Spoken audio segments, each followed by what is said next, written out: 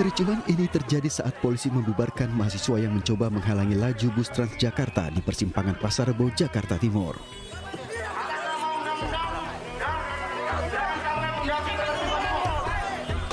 Polisi kemudian mengamankan mahasiswa dan membawanya ke dalam truk.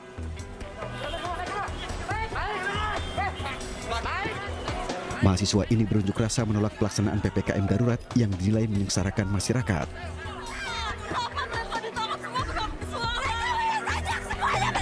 Mengetahui ada rekannya diamankan polisi, mahasiswa yang lain pun meminta agar dibebaskan.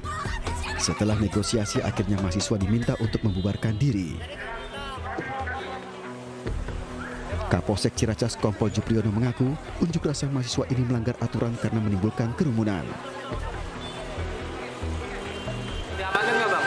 Saat ini tidak ada yang kita amankan karena memang dari adik-adik mahasiswa juga kooperatif menuruti apa yang kita sampaikan, kita himbau, ya.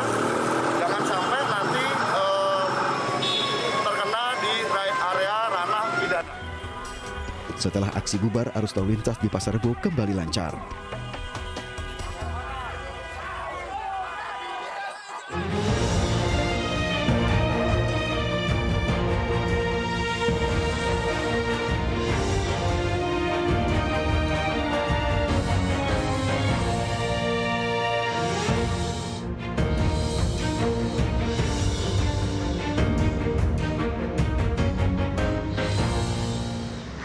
Selamat malam, apa kabar pemirsa? Menemani istirahat Anda bersama keluarga, kami hadirkan rangkaian informasi penting yang kami pilihkan dalam iNews Prime bersama saya Anissa Dasuki.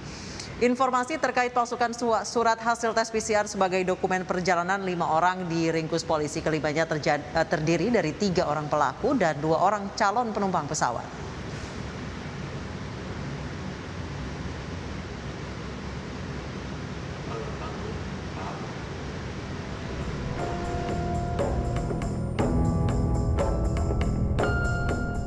Inilah cuplikan video selebgram Aceh yang viral di media sosial. Video yang diunggah pada Senin lalu menampilkan selebgram Aceh Herlin Henza yang hadir dalam promosi di salah satu toko grosir di kawasan Pasar Impres, Kecamatan Banda Sakti, Kota Loksmawe. Ironisnya, dalam video nampak kerumunan masyarakat yang tidak memperhatikan protokol kesehatan di tengah pemberlakuan pembatasan kegiatan masyarakat. Atas aksi ini, Kepolisian Resort Loksmawe melakukan pemeriksaan terhadap Herlin Kenza. Untuk perkembangan sampai hari ini kita sudah melakukan pemanggilan terhadap beberapa saksi, mulai dari pemilik toko, habis itu mulai dari pengamanan warga-warga sekitar, bahkan untuk si HK sendiri hari ini sudah kita lakukan pemanggilan dan sedang kita periksa. Alhamdulillah lancar-lancar aja. Pokoknya minta doanya semuanya. Semoga lancar ya. Selain Herlin, polisi juga memeriksa 7 orang lainnya yang diduga terlibat dalam kerumunan tersebut. Pemirsa, kami mohon maaf karena informasi yang kami hadirkan adalah terkait dengan selebgram asal Aceh yang menimbulkan kerumunan hingga akhirnya diperiksa oleh polisi. Informasi selanjutnya, 5 perawat di Jawa Timur meninggal dunia setelah berjuang melawan virus corona. Persatuan Perawat Nasional Indonesia meminta institusi memperhatikan jaminan kesehatan dan insentif bagi perawat.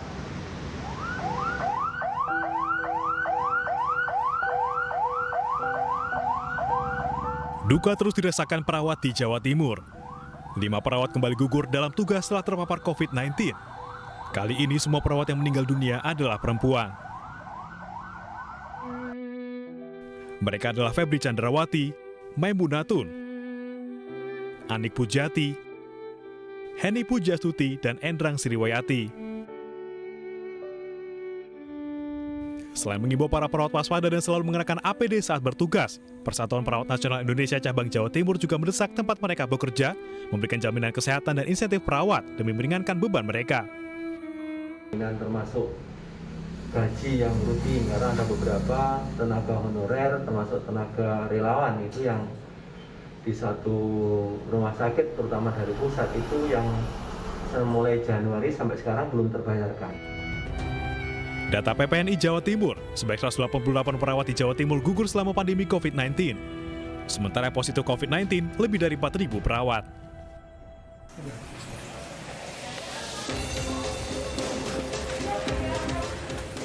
Polisi menggerebek para pemalsu dokumen PCR di kawasan Cibubur dan Bogor, Jawa Barat. Pelaku beserta barang bukti langsung dibawa ke Mapolrestro Jakarta Timur untuk dilakukan pemeriksaan. Dari 5 orang yang ditangkap, 2 diantaranya merupakan calon penumpang pesawat. Kapan kasus pemalsuan surat keterangan dokter yaitu PCR sebagai syarat penerbangan ya, di lokasi Bandara Halim Perdana Kusuma Jakarta Timur. Kejadiannya hari Rabu tanggal 21 Juli 2021 sekitar pukul 12.00, di mana ada laporan masyarakat bahwa ada kecurigaan bahwa pemalsuan surat PCR dengan hasil negatif. Penangkapan berawal dari laporan masyarakat yang mengetahui adanya pembuatan swab PCR palsu di Bandara Halim Perdana Kusuma, Jakarta Timur. Calon penumpang dimintai uang sebesar Rp600.000 untuk mendapatkan hasil PCR negatif tanpa menjalani tes. Kenapa mau ditawarin PCR? Karena dia mengaku dari pihak lab, Pak. Mengaku dari pihak lab. Pihak lab? Ya, sama dari Citilink-nya langsung, Pak. Tapi kenapa nggak curiga? Kan nggak sempat di swab pakai alat kan ke hidung? Nggak sempat di swab, tapi dokumen udah diverifikasi semua, Pak. Pelaku sudah menjalani aksinya dalam 1 pekan terakhir dan sudah membuat 11 surat swab PCR palsu. Pemirsa, kami bergabung bersama Kapolres Metro Jakarta Timur, Kombes Pol Erwin Kurniawan. Selamat malam, Pak Erwin. Pak Erwin, seperti apa kronologis pemalsuan surat swab ini hingga akhirnya terungkap, Pak Erwin? Ya, tentunya tadi saya sudah sedikit banyak menjelaskan bahwa ada laporan masyarakat kepada kami, kepada Polres, yang kemudian kami tindak lanjuti dengan melakukan penyelidikan, dan memang akhirnya kami dapatkan 5 orang yang diduga melakukan pemalsuan surat PCR yang merupakan syarat untuk dapat melakukan penerbangan. Dan dari 5 orang itu, 3 orang adalah orang yang bekerja sama untuk melakukan pembuatan maupun pencetakan serta mencari korban, sedangkan 2 orang adalah yang merupakan pengguna daripada surat PCR tersebut. Pak Erwin, sebenarnya apa alasan pengguna akhirnya memutuskan untuk membayar atau membeli surat PCR palsu yang harganya Rp600.000 tidak berbeda jauh sebenarnya dengan harga PCR asli yang harganya memang Rp600 sampai Rp900.000? Ya, inilah yang kemudian kami tanyakan tadi secara langsung dan juga dilakukan pendalaman oleh para penyidik kita di Reskrim Polres Metro Jakarta Timur. Salah satunya menyatakan bahwa dia ditawarin oleh salah satu oknum yang memang menjanjikan bahwa dokumen itu bisa didapatkan tanpa harus melakukan pengecekan. Sedangkan yang satu lagi, dia sudah berniat untuk melakukan PCR dengan mekanisme yang sudah ditetapkan. Akan tetapi karena dia dapatkan bahwa klinik dari untuk memenuhan lab itu sedang tutup, maka kemudian dia ditawari oleh salah satu oknum ini, ya, yang 3 orang dengan inisial DI, MRB, dan MG untuk bisa kemudian mendapatkan dokumen PCR ini, ya, dengan tanpa harus Pak Erwin, melakukan 3 orang pelaku itu mereka oknum dari mana? Dari maskapai penerbangan kah atau dari lab? Ya, dari maskapai penerbangan itu ada 2 orang, ya, sedangkan yang satu itu adalah orang yang bertugas untuk melakukan pembuatan dari PCR itu sendiri. Tetapi dia bukan orang lab, tetapi orang yang bekerja di luar lab, seperti itu. Baik, ada kop surat yang berisikan hasil PCR itu ada merek lab tertentu. Apakah ada oknum atau dari lab tersebut, Pak? Sejauh ini kami masih akan melakukan pendalaman dengan memanggil pihak dari lab itu untuk kemudian membandingkan dengan memang surat asli yang dikeluarkan oleh laboratorium tersebut. Tersangka sudah beroperasi selama sepekan dan menerbitkan 11 surat PCR palsu. Apakah kepolisian juga berencana untuk mencari 9 pembeli surat PCR palsu lainnya? Ya, saya koreksi ya, sebenarnya dari 11 itu 8 yang sudah berhasil untuk melakukan penerbangan. Baik, 8 sudah berhasil melakukan penerbangan? Nanti kita akan coba dalami. Ya. Baik, jadi mereka ini lolos melakukan penerbangan sebanyak 8 orang, tidak ada cross check juga ya Pak ya dari pihak maskapai, atau memang sudah bekerja sama dengan 2 oknum itu? Ya, kita nanti akan dalami terkait bagaimana proses pemeriksaan daripada surat keterangan lab tentang PCR negatif ini. Baik, terima kasih Kombes Pol Erwin, Kapolres Metro Jakarta Timur telah bergabung bersama kami di iNews Prime. Pemirsa, untuk menekan angka penularan COVID-19, pemerintah Kota Bogor akan kembali menerapkan sistem ganjil genap pada akhir pekan ini. Kebijakan sistem ganjil genap oleh Pemkot Bogor ini menyusul tingginya mobilitas masyarakat dan mulai naiknya angka kasus COVID-19 di Kota Bogor. Pemberlakuan ganjil genap di Kota Bogor akan dimulai pukul 10 hingga pukul 16 waktu Indonesia Barat. Pos-pos pemeriksaan akan disiapkan di sejumlah lokasi seperti di Baranang Siang, Pajajaran, Air Mancur, dan Jembatan Merah. Wali Kota Bogor Bima Arya berharap kebijakan ganjil genap dapat mengurangi mobilitas warga di akhir pekan.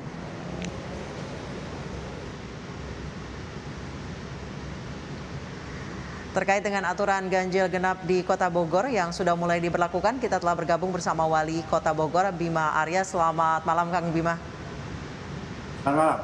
Baik, Kang Bima, sejauh ini apakah aturan ganjil genap ini diyakini bisa menekan angka positivity rate Kang di Kota Bogor?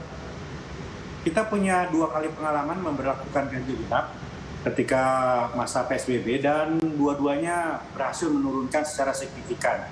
Memang kali ini situasinya tentu berbeda karena varian Delta ini jauh lebih berbahaya, tapi apapun kita lakukan untuk mengurangi mobilitas warga.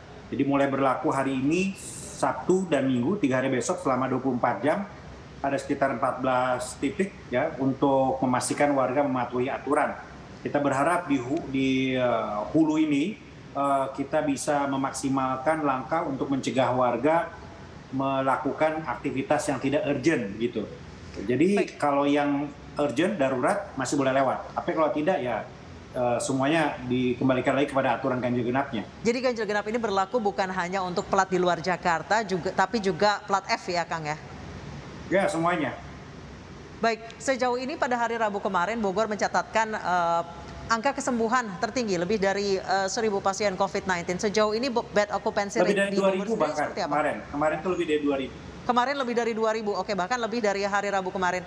Seperti apa Kang saat ini bed occupancy rate di Kota Bogor? Seminggu terakhir angka mulai menunjukkan tren yang melandai, kasus agak sedikit berkurang, kemudian tingkat keterisian tempat tidur juga membaik. Kalau awal-awal PPKM itu angkanya di atas 85%, nah sekarang sudah 72%. Ya, jadi kabar baik buat kita semua, tapi saya nggak bisa katakan bahwa ini sudah aman. Enggak, kita masih harus lihat beberapa hari ke depan, bahkan seminggu ke depan. Dan harus terus kita fokus mulai dari hulu sampai hilirnya. Baik, kebijakan ganjil genap tiap akhir pekan ini bisa dibilang on and off di Kota Bogor. Jika angka mulai naik, kemudian diberlakukan. Sejauh ini seperti apa Kang kepatuhan warga? Kita lihat warga Bogor umumnya sudah terbiasa begitu. Walaupun tadi kita melihat masih ada yang kaget, barangkali belum nyampe infonya. Tetapi pengalaman dari 2 kali ganjil genap di Kota Bogor, ini hari kedua kemudian warga sudah menyesuaikan begitu. Dan garis bawahnya adalah warga yang punya kebutuhan darurat seperti nakes ya, kemudian sektor-sektor esensial ini masih bisa lewat, kira-kira begitu. Baik, Kang Bima, di beberapa daerah mulai ada demonstrasi menolak penerapan PPKM level 4 ataupun PPKM darurat. Bagaimana di Bogor? Apakah pelaku usaha di sana cukup kooperatif dengan pemberlakuan ganjil genap dan juga PPKM? Situasinya ini tidak mudah bagi semua, sulit bagi semuanya. Nah, karena itu kami di Bogor berikhtiar semaksimal mungkin untuk meringankan beban warga. Bagi yang terpapar secara ekonomi, kita bantu sembako, logistik, camat, lurah, TNI, Polri, Babinsa, Babinka, Tipmas ya terus bergerak untuk membantu warga. Kemudian kami juga melibatkan pemuda, teman-teman KNPI untuk menjadi relawan. Jadi kata kuncinya adalah meringankan beban warga dan merangkul semaksimal mungkin semua elemen untuk bersama-sama menghadapi COVID ini. Ya sejauh ini situasinya masih baik. Kita berharap ini kita jaga sama-sama. Kata kuncinya adalah empati tadi ya. Saya menekankan betul kepada camat, lurah, Pol PP semua, jangan arogan. Berikan pesan bahwa kita meringankan beban mereka. Dan selalu polanya humanis. Jangan tegas nggak jelas, apalagi arogan. Kira-kira begitu. Ini untuk membangun situasi yang menguatkan semua. Baik, Kang Bima, di beberapa daerah khususnya terutama di Jakarta banyak isu yang muncul diantaranya adalah ketersediaan oksigen. Kemudian banyak warga yang kemudian terpaksa isoman karena mereka sudah berkeliling rumah sakit tidak mendapatkan bed, tidak mendapatkan ICU. Bahkan ada yang berhari-hari lebih dari 1 pekan berada di unit gawat darurat meskipun kondisinya sudah sangat memprihatinkan. Bagaimana dengan di Bogor, Kang? Ini terjadi di semua wilayah termasuk Bogor.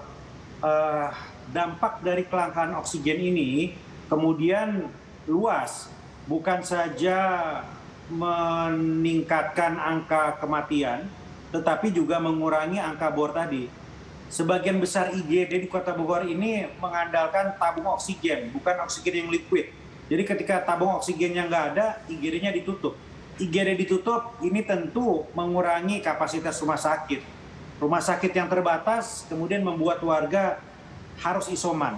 Harus isoman kalau nggak bisa dimonitor maksimal, kemudian bisa memburuk dan menyebabkan kematian. Dampaknya panjang. Langkah kita pertama adalah memastikan database itu. Kami setiap sore memiliki informasi ketersediaan oksigen di seluruh rumah sakit. Jadi bisa kita pantau, bisa kita cek mana yang aman, mana yang tidak. Bagi yang tidak aman, kemudian akan kita bantu. Jadi kita punya tabung oksigen yang merupakan cadangan. Kita juga mengupayakan bantuan. 2 hari sekali kita berangkat untuk mengambil oksigen di Krakatau Steel. Dan ada beberapa sumber lainnya. Nah inilah yang kita putar untuk menutupi itu. Tapi sekali lagi, ini hanyalah penyelamatan sementara. Selama di hulunya, selama pasokan dari pabrikannya ini bermasalah, ini akan terus seperti ini. Jadi setiap sore masih khawatir kita atas ketersediaan oksigen ini. Baik, semoga Kota Bogor lekas pulih. Terima kasih Kang Bima Arya, Wali Kota Bogor telah bergabung bersama kami di iNews Prime. Terima kasih. Pemirsa, puluhan warga Lebak, Banten menggeruduk pondok pesantren setelah sejumlah santrinya mengaku alami pencabulan. Dan informasi tersebut adalah satu dari 5 berita pilihan yang kami pilihkan khusus untuk Anda.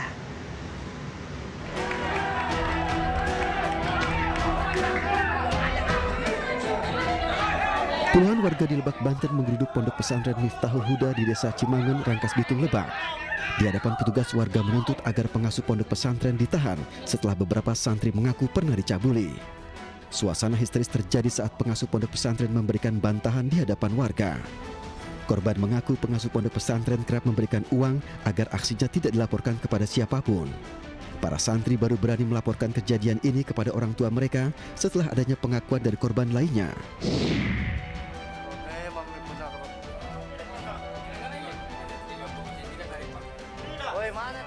Di Makassar, Sulawesi Selatan, seorang pemuda yang akan mencuri di mes santriwati diamuk warga di Jalan Todopuli, Kecamatan Panakukang, Makassar. Pemuda ini ditangkap saat mengendap dan bersembunyi di belakang mes. Tanpa melakukan perlawanan, tersangka langsung diamankan setelah resmob dari Polsek Panakukang tiba di lokasi. Di hadapan warga, pria ini mengaku terpaksa masuk ke halaman mes santriwati karena dikejar oleh sekelompok pemuda mengendari sepeda motor.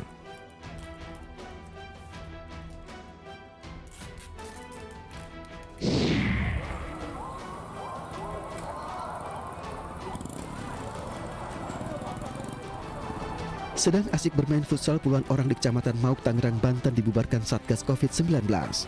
dengan mengendarai sepeda motor satu persatu langsung meninggalkan lokasi. Kepada pengelola Satgas memberi teguran agar mematuhi aturan yang berlaku selama PPKM level 3. Imbauan untuk mematuhi aturan PPKM juga diberikan kepada pemilik warung di Kecamatan Mauk, Tangerang.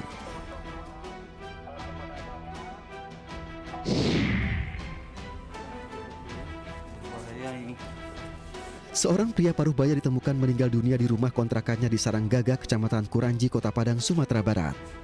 Korban pertama kali ditemukan dalam posisi duduk di antara anak tangga di rumahnya. Korban baru bisa dievakuasi 2 jam setelah petugas medis dari kecamatan menggunakan APD lengkap tiba di lokasi. Jasad pria ini kemudian dibawa ke Rumah Sakit Bayangkara untuk diperiksa penyebab kematiannya.